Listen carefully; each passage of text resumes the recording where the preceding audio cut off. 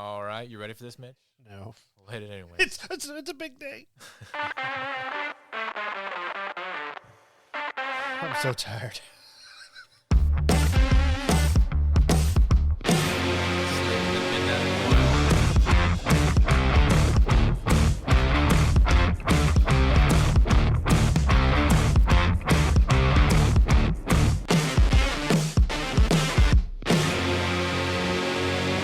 Hello, welcome to Entertain This, a podcast about movies, TV shows, and video games. My name's Hayden. With me, I have Mitch. Hello. And that's it.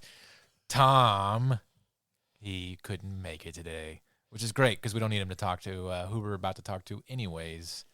But that being said, Tom was supposed to do a punishment, and he didn't do a punishment. Sucks to suck, Tom. You got to do 2 punishments now. Yeah. I was going to say, wait a minute. Yeah, he did forget what last week. That's right. So he's just racking them up. So tune in next week when all 3 of us are back together, and Tom will have the power hour. What do you mean, maybe? I told you. I was like, I don't know if I'll be able to make next week, so we'll see. Well, then you're going to do a punishment. That's how this works, Mitch. I know. So, but before we get into our interview with the amazing Anastasia Washington, she's a very funny, interesting person to talk to.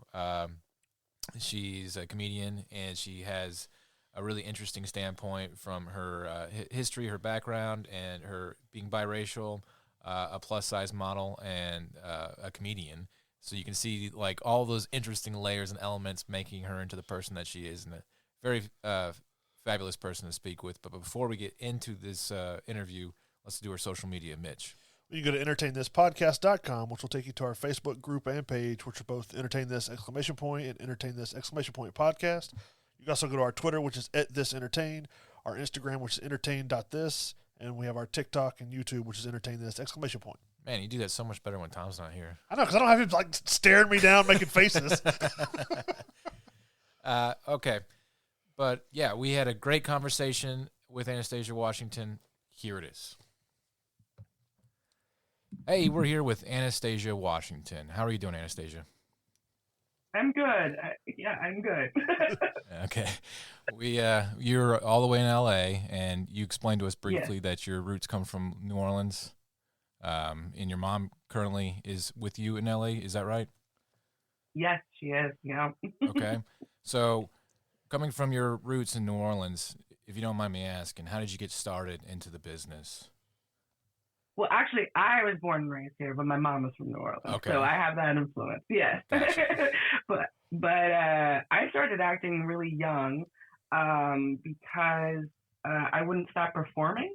Like my mom always says, I would like tap dance and sing wherever I went, and take bows, thinking everybody was watching me, including I went to like SeaWorld and tap dance through the Shamu show, and then when people clapped for Shamu, I took a bow. And she was like, okay, let's figure out what to do with this. Yeah. So she found some outlets for me, and I started acting and singing right away at like 3. Wow. Yeah, because I guess I had that energy always to perform. And I mean, my mom was always like, do you want to give it up? And I would just be like, no. well, good for Even you. on my worst days. I mean, you have to have, I'm sure, that kind of energy to do it. Honestly, I'm already exhausted just hearing about it. So, you know. I mean, listen, we have our moments. I have my moments. Yeah, I totally understand. So, all right. So you have the built-in necessities to become a performer, and your mom saw that. Did you start in acting school young, or was it just kind of school plays, and that was like your launching pad from there? No, I skipped all that. Okay. I started auditioning right away. Wow. I think I did my first. I think I did my first film at like 4. I did a couple commercials at 3, and then I kind of went backwards. Like I went back to like school plays. Like school is always kind of uncomfortable for me because I wanted to just be working. Oh, wow. School's uncomfortable for everybody. It is, right? It is. It's so hard to fit in, and I have a few things already like that make it hard for me to fit in, and then I just wanted to be working. So it just was like Yeah, I don't know. I kind of learned on set. I kind of learned before like even they teach kids to do stuff. Like I remember doing some soundtracks Uh, for like you know Disney and some other shows, and I couldn't even read yet, so really? they had to like feed us the lines That and is stuff like wild. that. So I think I learned things backwards What for what sure. what decade was this when you were a child actor, if you don't mind me asking? So the 80s and 90s. Okay, so child labor laws are extensively different nowadays, correct? Yes, they Uh, are. It's really strange. I have my niece is now an actor. She's 13 and she's starting to act, and she's living with me uh, right now, and it's seeing it is very different, but yeah, it's also very very much the same. And I really. feel like I'm going through my adolescence again with her. Oh, I can only imagine. I just heard horror Yeah. stories about people who were child actors back in the day, and like because today I think like for Georgia the labor law for children is they can only work essentially about 3 to 4 hours a day. And they have to have Mm. all these breaks, and every hour they have to have like a 15-minute break, and they basically just cannot interrupt their school period and stuff. So I'm sure it wasn't like that at all when you were a kid, and Yeah, it's different. Like we had to go to school on set depending on how many hours. Like I remember going to school on a couple of the films I went on, and it was just like a really interesting experience for me. Like I have such like great memories of going to school on set. It was good, just yeah, like such a weird experience. I mean, I remember I was in both Addams Family movies. Well, really. technically, I did the soundtrack of the second one, and I was in the first one. Oh wow, And and in the movie, we were like in this play or this talent show rather, and Christina Ricci has this like huge prosthetic that's like gushing blood. I remember that. Yes, I remember that scene. Yeah, One of my favorites. Yeah. so during our school hours, because nobody could take off any of these prosthetics and stuff, Uh-huh. we were just watching. She was just like in like we were all being taught, by our on set teacher, and her neck was just squirting blood, and I just remember being like, I love my wife. How are you This is supposed to exactly what I focus? wanted. How are you supposed to pay attention with that going on? Right? They were like, Anastasia, pay attention. I was like, what? Look at all that blood. So I mean, that's a great story. That's one for the books. Do you have Oh any other? God. You have any other goofy, childhood acting stories or anything like that? I mean, I I have a lot. I mean, that set itself was just kind of really fun. Yeah. I mean, I was kind of younger. I remember throwing a really like I wasn't like one to throw a lot of tantrums, but I hated wearing tights, and I had to wear tights for days on that shoot, Oh, like days. I'd throw a And tantrum too. I am Yeah. yeah, so I remember like being a super brat. Like now I think about like that, and I'm like, oh my gosh. It got so bad that Raul Julia had to come over and like Uh, calm me down, wow. and he was such a sweet man. He like took me to lunch, which obviously was free because it's catering, but still, it was just nice. Like Let he me had like take you to one-on-one lunch. time with me. Yeah. He took, like had one-on-one time with me. I don't even think I recognized who he was at all, but it was just like nice to have like this guy like that was taking his time to Yeah. tell me like I need to feel comfortable on set, but also there's some stuff that we have to do. Like it just was like such a nice um experience. Like I was lucky in the majority of my career. I had some very nice people around me. Not always, Yeah. but the majority of the time, I Yeah. had some very nice people. Even some people that they like, I've heard people complain about. I was like, that is not been my experience. Yeah. Maybe it's because I was a kid, or maybe because I just am like, yeah, I don't want to like see that side of a lot of people, but yeah, That's life in general though. So no, I get it. yeah. So Yeah, I mean, and it's hard. Like I'm a female comedian too, uh, so like we see some interesting stuff out there in the world, and I'd rather not. yeah, no, I understand. Let me cycle back to Raul Julia. So like I've heard legendary stories about this guy being just amazingly nice, and he's always playing like a Nice. kind of almost a villain or like a like a creepy, I guess like maybe the Abbs Family, him being Gomez. Gomez for the Abbs. Yeah. That's probably like his nicest role or one of them. Probably. But from what I hear in person, like he's just one of the coolest people, and the fact that he was able to reach out to you like that, that's definitely one for the books too. That's a very impressive story. Yeah, he was so sweet, and I was such a brat, and I'm so glad that I had like moments like that, because I think it's really hard. It's hard in general at any age. Yeah. To be put in situations where you're having to be this persona. Right. You're having to like be in new groups of people a lot, and then something uncomfortable pushes you past your like comfort zone, and it can be something as little as like, I don't wear tights, or like I as a filmmaker have run into some things with actors that I didn't think was going to be a problem, and like and then I was like, oh, how do I make them feel comfortable? Right. Because I would be comfortable in the situation, but they are not.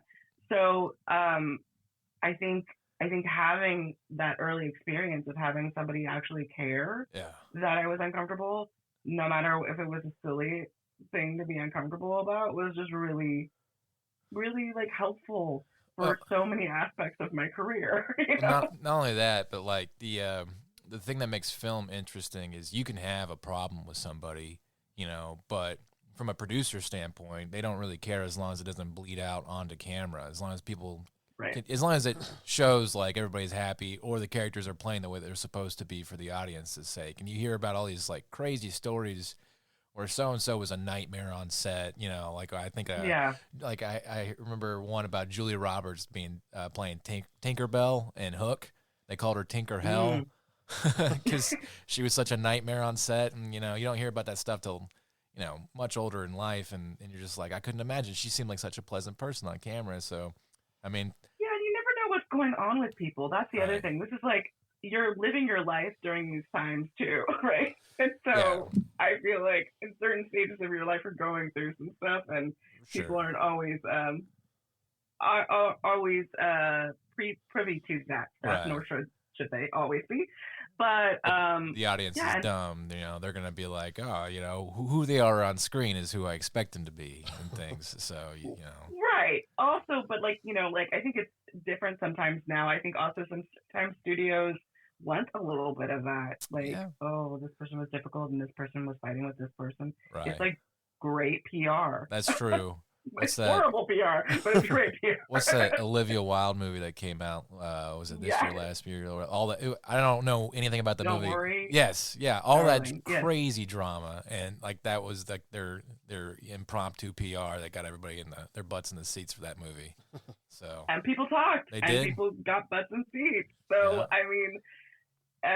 It is unfortunately a usable marketing ploy.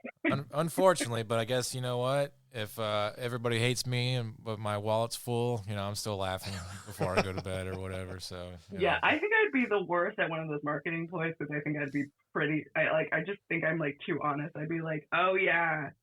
I'm not really a fan of her, but like none of this happened. I mean, I'd be interested in hearing something like that, so I guess it'd work for me. But I'd be like, like, I don't know, I didn't do any of that, but like, no. Yeah, I get not it. My favorite. I get it, but you're also trying to, make your career work for you, and so you have to, I don't know, a lack of a better term, kiss the ring where you can, and make sure that people want you to, find you pleasant and get whatever jobs that you absolutely aspire for. So I get that too. So, all right. So, child acting, and you did that for on and off until you throughout school, or did you take a break at some point to focus more on school? I mean, I took an unintentional break when I was like a teenager, because I think it was just like an awkward stage. Well, like I was tall and I was just, I'm biracial, so that's already like something they were like kind of trying to figure out. They're like, well, there's something up, so I can't figure, like, we can't always place her with like a white family, and we can't, there's not always a best friend. So like we gotta figure out what to do with her. And so teens was a little bit difficult for me. Yeah. I didn't quit ever, but I definitely slowed down until like, I would say like 15 to like 17 was a very slow time for me. So the biracial aspect of all of that, do you feel that there was just some straight up racism that kind of helped you or held you from getting roles, or do you sort of understand the marketing strat for why there was a? Yes. I guess I can do both, right? Like I can be like put on my producer hat and go, okay, this is why certain things happened, because this is marketable. This is how we have to market things. This is the way that people perceive somebody biracial. This is how people perceive a lead. So yes, I can understand, but I also, as a person that tries to change this narrative on my own, can say, as a kid, it was hard. I'm pretty logical and passionate at the same time, which is such a weird thing. Like, I'm like, I understand that this is not logical, but this is why I'm feeling this way. But yeah, like I got it. And I understood why certain things went to other people, or I understood why some other gigs weren't sustainable for me. It didn't hurt less, I don't think. I think it maybe added a little bit more stuff that I'm even dealing with still to this day. Still dealing with, like trying to break in my own work and my day-to-day life. But yeah, I get it. I do. There is a view of people in a lot of media, and it's not exclusively about people of color. It's also about type, shape, gender, everything. And if you don't fit into that marketability or that perceived type, it is harder. And usually that's when you have to start creating your own stuff to prove that there is space for you. So, which is what I did. Okay. Know? Yeah. So right at 17, or did you try to placate to the studios more often once you became more of age, or how did that go? At 17, I was like, finally in like a different category. Like I had like an awkward phase of being like not big and not super skinny, and that was confusing to Hollywood too. Okay. So I had the racial ambiguity, and I had the size ambiguity. I can't even talk. But I had that, and so it was confusing and it was difficult. And then when I was 17, I was like model size. I was like ideal model size, and so that shaped like what I could work as.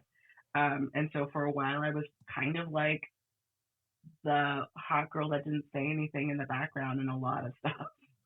But were you, for a while, were you happy doing that, or did you want to try and be more of you? Oh, absolutely. No, okay, absolutely. I wanted to do more, but like, I think the best / worst thing that happened to me was I gained weight. Just a little bit of weight. Okay. And I mean, nothing crazy. Like, I think most people like gain a freshman 15. I kind of gained that, even though I was at community college. So it was like interesting. Yeah. And I started having like agencies and casting directors like be like, you have to choose. Like, you have to choose to be bigger or skinnier. You're two in between right now. Interesting. And I was like, really taken back by that. And then I was just like, well, then I'm just going to eat. Okay. Well, so we interviewed a lady a little while back, and she was very much about her image, to the point where how she would appear nude on camera. And I'm not judging anybody's work style, their lifestyle, and how their image goes for anything. I'm just trying to understand all aspects of it all, and I think that's what our audience would also be interested in as well. So, for you, being happy in your personal life, you would say that bleeds out to your performance. You can only be the best you in front of camera if you are happy how you are behind camera as well. Correct? Absolutely, yeah. I mean, you have to work on your self-care because you bring that. Right. Like, you bring it to your career. I mean, like, this is still a career. You still have to act professional. You still have to have like good mental health and stuff like that. And a lot of people, not a lot of people, but there's a percentage of people in Hollywood that don't take care of all of that. Yeah. And it shows, and it really wears on them. And longevity wise, like, I want to be as healthy as I can be, so that I stay in this career that I love, that I can complain about sometimes, right, but that I love. You know what I mean?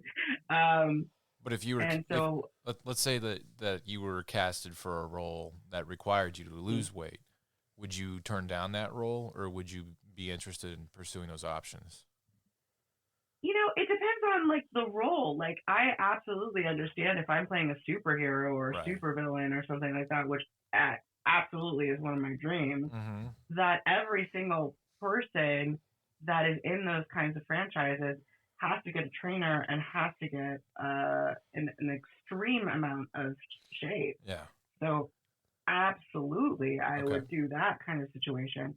If you're talking about me playing like a romantic lead and they're like, oh, I would probably be like, no, dude, you know what I look like. And like, this is like love at any size. Let's just, so if the character like, calls it just for depends. it. Yeah, I get it. Yeah, like, I think if it makes sense for it, and isn't a bad example, I don't mind it. Because I'm always on a journey to evolve my body, my mind, whatever. I'm like, I'm a bigger girl, but I am very fit and healthy. Yeah. And I don't mind as long as I'm not doing anything to promote anything unhealthy for anybody else or myself. That's like, if that makes sense. No, that totally does. I have a daughter, and I would definitely want her to have the same mindset for something like that. So yeah, it's a hard month. Like, it's hard out here to like have that mindset. I have my days. Don't worry. Yeah, I'm sure everybody does. So yeah. Okay, so what do you consider like one of your biggest roles when you were an adult that kind of started molding and changing your process, your lifestyle, and everything that would enable you to be who you are today? I mean, I think I'm constantly, figuring out what I am as a performer, who I am as a performer. But I do think like there was something very freeing about starting stand up. Okay. And starting to do that. I think that really established. What was your first your first experience in front of an audience as a stand up comedian? What was that like? Oh, it was very different than the stand up I do now, which is really funny. I like, it's really like, because I think most baby comedians, we start out making fun of ourselves a lot. Right. And I was encouraged to kind of make fun of my body a lot because it was like this enigma that you're a plus size model. And everyone was just very curious about that. So my first sets were like all about like being a plus size model and being really super nerdy, which are all things I'm still. Okay, those are great things. But the way I talk about them now is is not the same way I did back then. It Huh. was almost like I was the joke, Okay. and instead now I think I'm like joking with the crowd and like, oh, do you do this because I do Right. this? Like Inclusiveness it's kind of thing. inclusive, yeah, Yeah. and including myself, Right. instead of excluding myself and making fun of myself. Yeah, I can Like see how that I don't, works. Yeah, it takes the air yeah. out of like the awkwardness of, like, ooh, wow, should she be talking about her that way kind of thing, so yeah. Yeah. And it got to the point where I was like, why am I talking about myself that way? I don't Yeah. like that. It didn't feel like good. Uh, so, like I did that for a very small amount of time before I was like, and people were like, oh, are you going to make your pizza joke? Because I used to make this joke about like, everyone's like, you're so brave because you are plus size. And I'm like, I didn't like, cure cancer. I didn't like climb a mountain. I just ate a pizza and so can you, you know? And Yeah. so people really kind of like miss those kind of jokes. And I Yeah. don't like, I'm fine with some of those jokes. Some of those I would, bring back depending on the crowd. Like, Right. but some of them I was like, no. And they were like, oh, but we really like when you, I'm like, I get that you do. Yeah. But as a performer, we all have to evolve. And I'm not going to be telling the same jokes for years. Yeah. I'm saying that.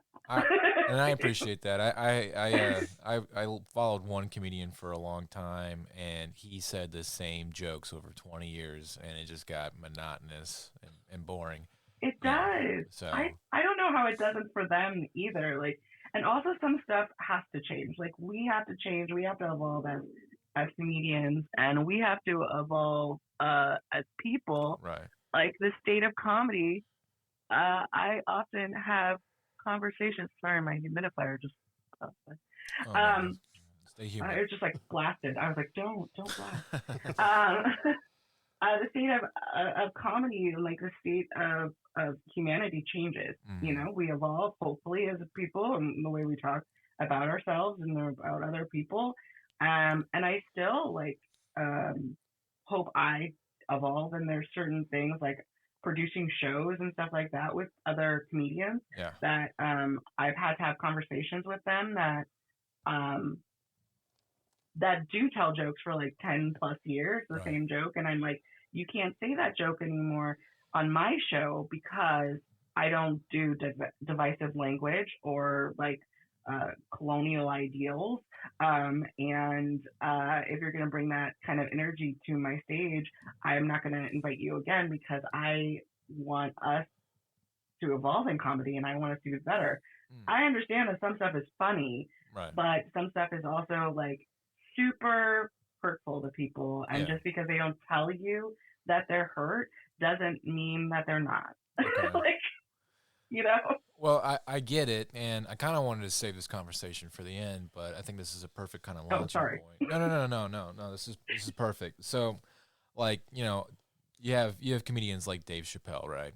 Who are all about poking fun at everybody. Doesn't matter who they are, what's going on, and he argues that if you can't laugh about a problem with a situation, then there is no awareness. Like the jester always has the most power in the king's court because he can literally say whatever he wants, even about the king, so to speak. Right. Do you agree with any concept of that, or do you think that there are always going to be some limits, some lines that you shouldn't cross as a comedian?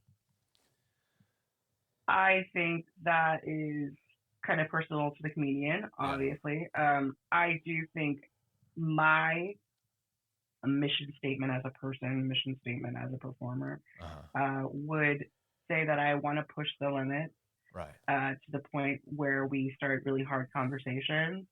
But when it becomes super divisive and uninclusive, and I think at that point that I have to reevaluate and change my tactic. Okay. I mean, I understand some of these comedians where they're coming from at first, but I think sometimes when we double down on something or we continue after we know somebody's uncomfortable or after we know society has reacted in a certain way and we don't change our tactic, we just kind of double down on it. I don't think that makes it any better. Right. for anybody. But that's my opinion. Like, I've been in situations where I've said something that I didn't think was insensitive, but then I found out it was insensitive to a person that is from that culture or whatever it is.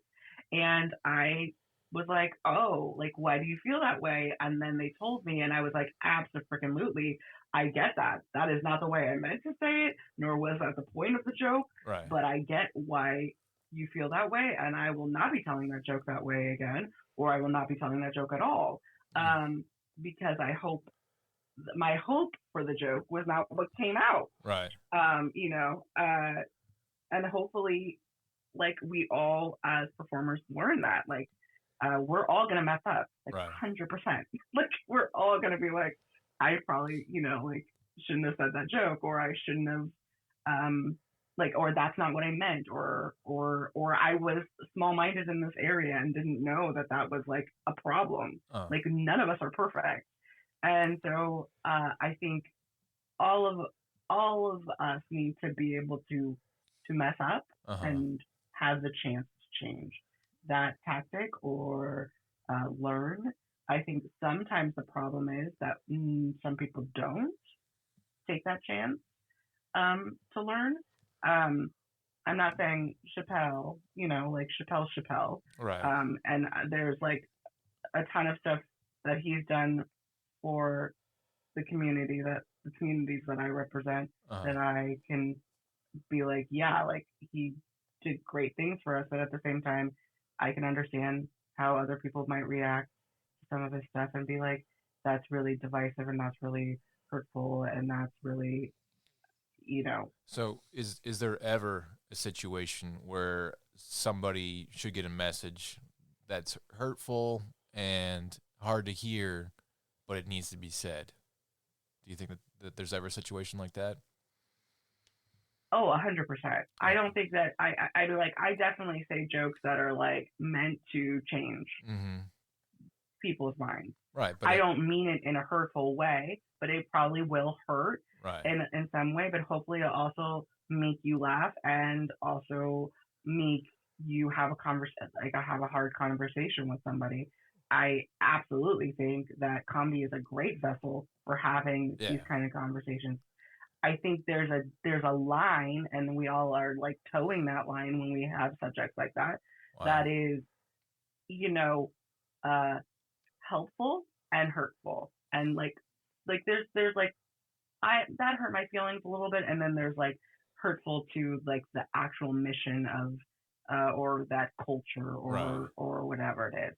And so got to be such a difficult line to find. I couldn't imagine. I understand that comedy is the last basic free form of expression for today. I don't think you could argue that film has its places, but I mean, if a joke doesn't land, the set can still continue for a stand-up comedian. If the theme of a movie is about one point and the movie flops, then that's it. That's the story that's never going to come back, kind of thing. So, and people are, I think, at least smart enough and aware enough today where if a comedian says a joke and it is biting and offensive, they understand they are a comedian. That's their job in some aspect. But I see what you're saying too, that there's got to be a line where if you really want good to come out of what you're saying, you can't just be constantly beating up on people about whatever it is that you're talking about on stage. And kudos to you, because I have no idea where you find that line.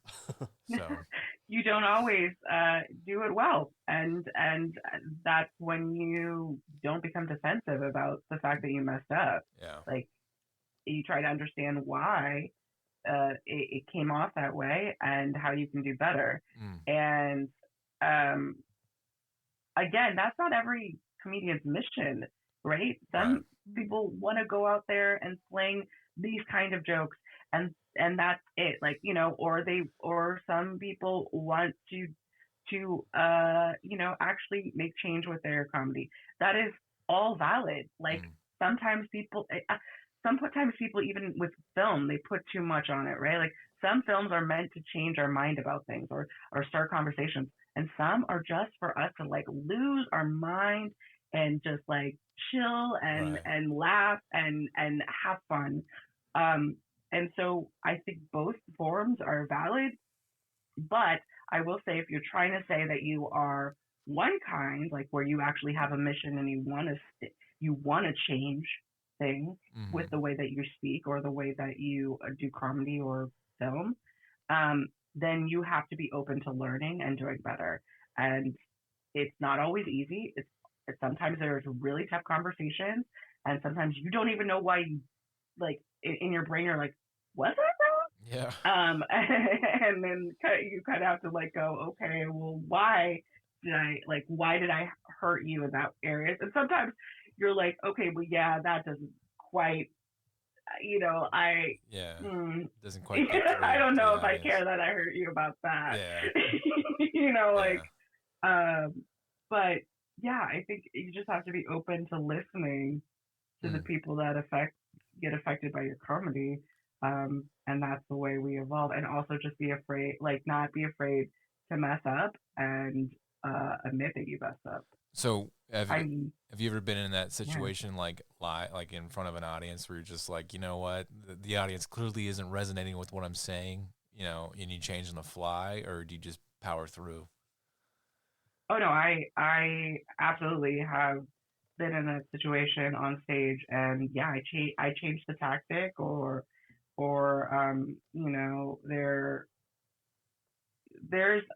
there's people that really have everything planned out on stage. There's like people like Martin Short who are very rehearsed. Yeah.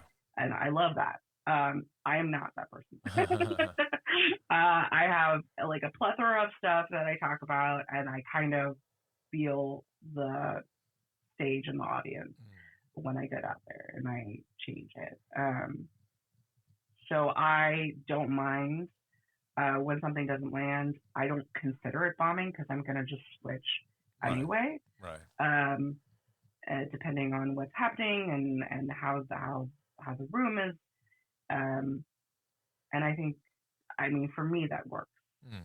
There's some people that it doesn't work for, and that must be so difficult when something doesn't really land, or when something is very different, or it's like a different crowd than you're usually used to talking to. I will say it's easier for me too, because as a biracial woman, I had to code switch very early on in life. And so I code switched in performance too. Okay. Okay. So what would you say are some of your inspirations for comedy, or maybe just in your career as where you're at? Like who do you look up to that, who's your hero, so to speak? So like my comic, like if I'm talking about comedy, I would just say like I grew up watching like Richard Pryor and Eddie Murphy specials. Oh yeah. Way too young. Yeah. So I have way a foul too young, mouth. Huh? Yeah, way too young. Like my parents were like, "Why do you curse so much?" And I was like, "Did you show me Richard Pryor?" And I think that's why I do that. So like Richard Pryor, Eddie Murphy. I also love Roy Wood Jr. and W. Kamau Bell for my own personal like current status of comedy, because they take political and racial issues and they make it so funny, and they're unafraid to like push the boundaries, but they do it in such a kind and empathetic way, and that's what I hope I do in comedy. And I always kind of say that I'm kind of like a Jordan Peele, because I love comedy and horror, and I like to write, and I like to produce and direct, but I also like to be in them. So I always say I'm kind of like the female Jordan Peele that's just going to be in all of her stuff. That's awesome. That's a nice little way to put a bow on all that. Yeah. Yeah. And he's biracial too. So then we check all the boxes. Yeah. Well, is there anything going on right now that you want the audience to know about? Any projects or anything that you're working on that you can kind of, self-promote real quick? Oh, yes. Yeah, absolutely. I have a film on trauma now called Demon Juice. If you have that streaming service of the classic horror studio that just came out, Trauma Now. Look for Demon Juice. I'm in that one. I have my audiobook is out, hopefully on Audible soon. Right now it's on like Barnes and Noble and Spotify and stuff like that, and it's called You Need to Hear This. Hopefully soon on Audible. We're waiting for that. Did you read for right it? now.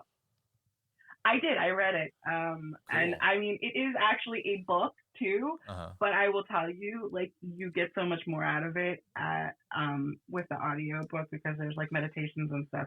And there's something about writing a meditation versus hearing a meditation. Yeah. So I would say do that. And I'm a huge sucker for Audible books, so I totally get it. Yeah. So I am so waiting for it. Like Audible just has this crazy system, and it takes so long, and I'm like approved, but it's like waiting. So hopefully soon, the Audible will drop so that, you know, all those Audible credits that just start stacking up, you can just use it on me. And okay, all right. And just I have a lot of other projects coming up, and I'm traveling with comedy. I'm doing a festival in Austin called Liz Estrada Comedy Festival, which is all-female comedy festival, and I'll be in Vegas in April. Vegas. Vegas, I know. That's right. I'm super excited. Don't blow but I all have your family money. there, so it's so casual because I have family there. All I do is hi family, and then perform. But yeah, just I mean, if you follow me on social media, you'll see all the crazy stuff I'm up to. I'm a pretty busy girl because I don't like staying still. I understand that, believe me. So, and we'll make sure that we link all of our social media and put this out. So, you know, feel free to share our humble little podcast if you would like and stuff. So, you know. Oh, I forgot to even say I'll be at WonderCon, but I don't know when this is coming out. Oh, wow. Oh, this will come out tomorrow. Yeah. I'll get it edited. Coming edited. out tomorrow? Yeah, I'll get it edited and it'll come out tomorrow morning.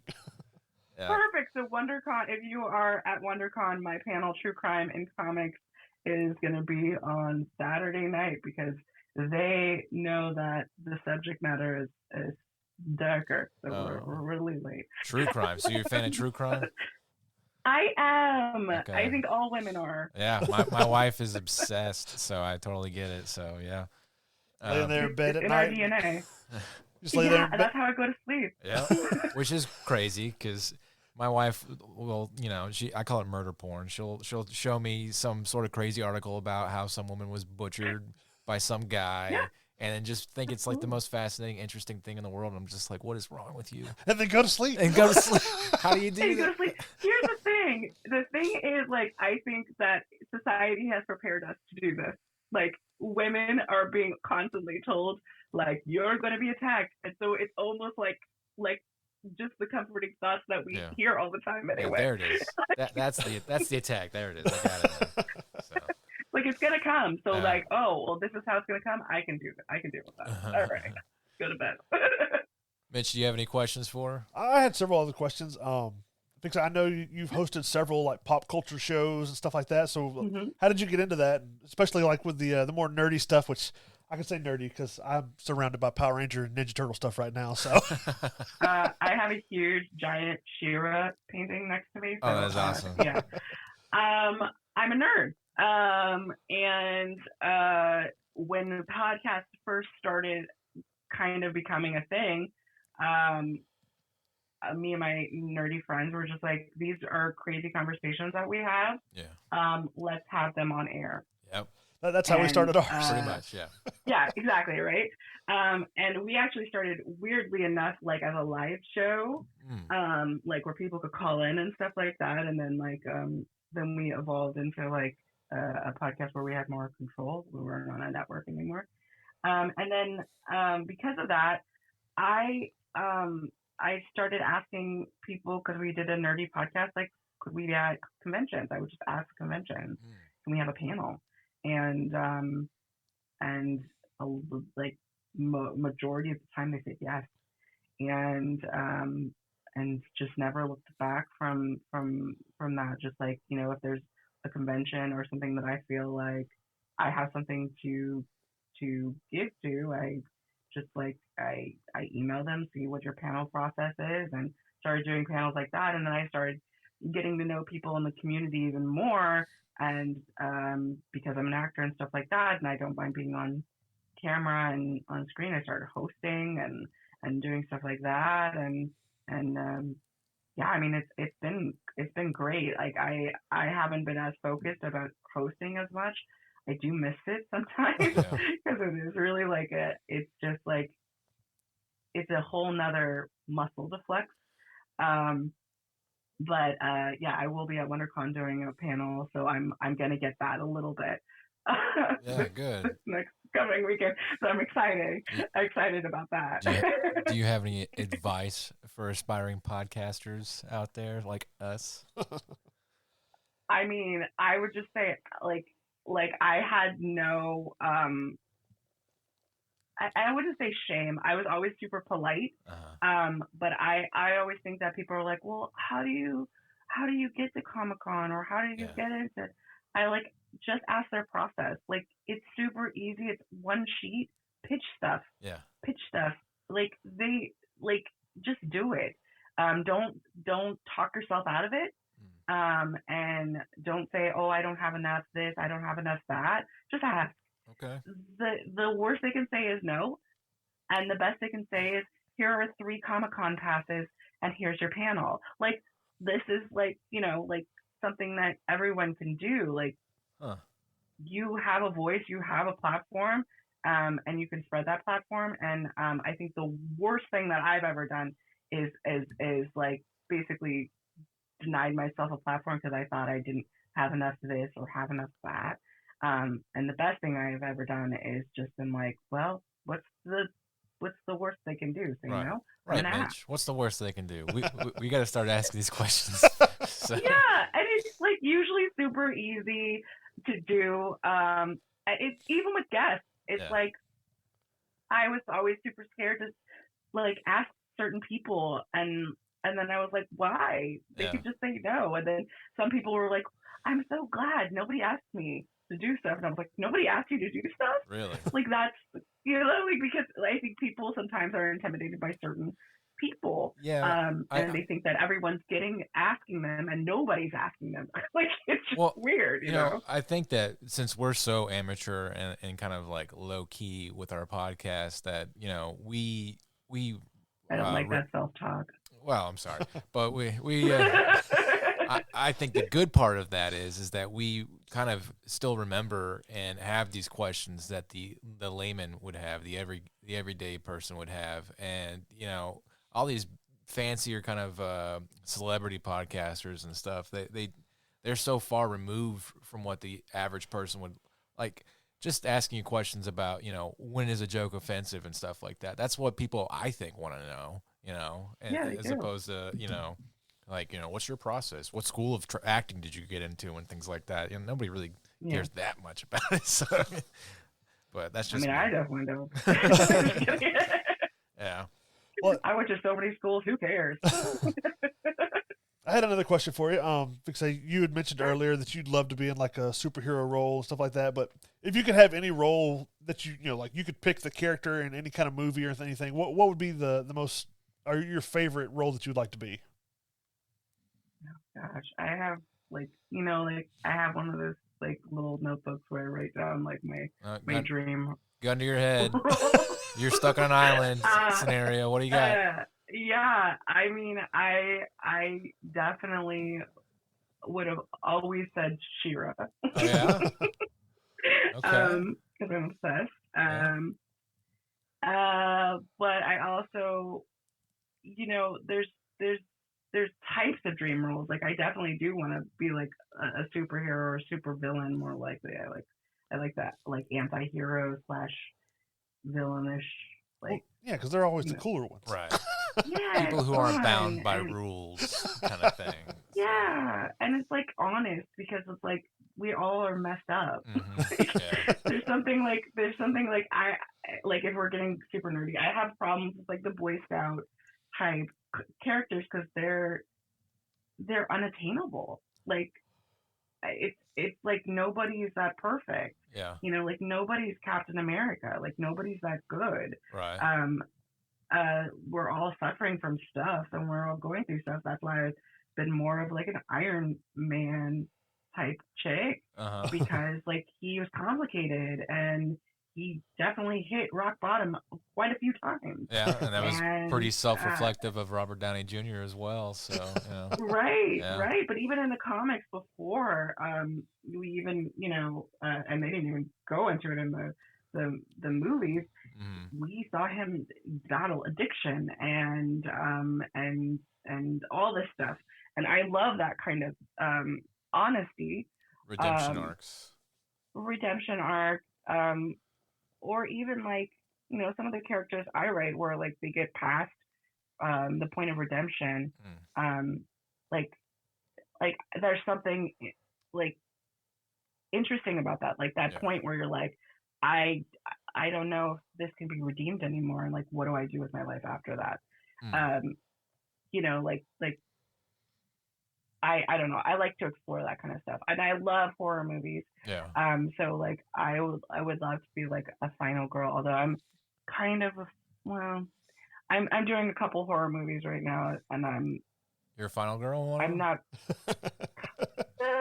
It's complicated. But see that term, I watched a documentary called Final Girl, and like that term, it's in today's society, it's almost offensive for what that means for it to be like in order to be labeled that. And I think that term is evolved into being something a little bit more interesting today. And you know, are you a proponent of that? Do you like that fact that it's evolved and changing a little bit? Oh yeah, like I mean I probably use Scream Queens more than I do Final Girls, but Final Girls, I mean I just love where horror is going in general. I think it's just like comedy, it's like the final frontier. And when you combine them both into horror comedy, gosh, like what a fun place to be. That's where I hope I always live. Horror comedy, like action and stuff like that. I love it, and I think it's like great to deliver concepts and different conversations, and it's such a fun way to do it. So like that's like dream for me. It's just like always being kind of like some kind of scream queen. We interviewed Serena Vincent. She was a scream queen, and we should get her and you just having a conversation for one of our episodes. Yes, I would love that. Because please make that happen.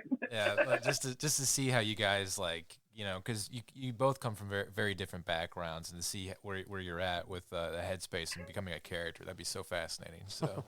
I love it. I love it. You know, like me and my friend Shannon Brown, who's an amazing filmmaker, started a meetup group for women in horror because we were just like, oh, we have so much to discuss. And we're coming from all kinds of different avenues, and it has been like the funnest experience, and the conversations we have are wild. It's just so fun. So yeah, I'm always down to have a conversation. Yeah, we'll plot and scheme off recording one day. Please. And see if we can figure it out. So, I love it. Last question: Marvel or DC? Marvel. Oh man. Oh. I agree. Mitch is hurt, but I agree. So okay, but I will give Vertigo.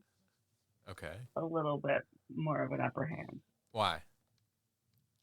Because I feel like of DC's, like DC to me didn't speak to me, but Vertigo as you know, as an imprint, they had a lot more complicated characters that I definitely identified with. And just like, I don't know, there's just stuff like V for Vendetta that like you read it and you're like, I don't know why I feel like I can change the world, but I can change the world. That's a powerful story. Yeah, I love V for Vendetta. You know what I mean? Yeah. But yeah, I've always been more of a Marvel girl. Yeah. My mom was a DC girl, like old DC comics. so I don't know where I came from. Well, every girl's got to be different than their mom in some aspects. So there you That's go. right. It was my rebellion. There you go. Well, what a rebellion. Anastasia Washington, thank you so much for hanging out with us and talking to us. I hope we get to do it again soon. And we're probably gonna have some very in culture questions about comedy and things coming down the pipe as entertainment business constantly evolves and throws things out. There might be a situation where, I don't know, a celebrity slaps another celebrity on stage in front of the Oscars, and we're gonna want somebody's professional experience with that. So So I'm here for Slapgate anytime. Slapgate. I love it. So thanks so much. I really appreciate it. Thanks for having me. This was so much fun. Yeah. Thank you. All right. So that was Anastasia Washington. I hope you guys listened and enjoyed us talking to her as much as we did. And if you have any connections or any ideas of anybody that we could talk to for future interviews, if you have any questions about how specific things, like how do you get into the industry, hey, I'm an aspiring actor, what are your recommendations, should I get an agent, blah, blah, blah. We've asked these questions in the past, but we can double down on future interviews coming up. If you'll hit us up on entertainthispodcast.com, and we'll make sure that we ask these questions from our listeners, because you guys are the ones that really matter. All we're doing is just having fun and bumbling through this mess together. Also, if you want to talk to us directly, you can go to entertainthis59@gmail.com, which that'll send emails directly to us if you are someone that would like to talk with us, or if you're someone that someone you could recommend to. So. Okay, well, that's it for this Monday episode. Tune in Thursday, where me, Mitch, and nobody else talks about The Last of Us. The show is over for this first season. We've watched it. We're going to give you our 2 cents on it and do a little bit of news as well for movies, TV shows, and video games. See you Thursday. Bye.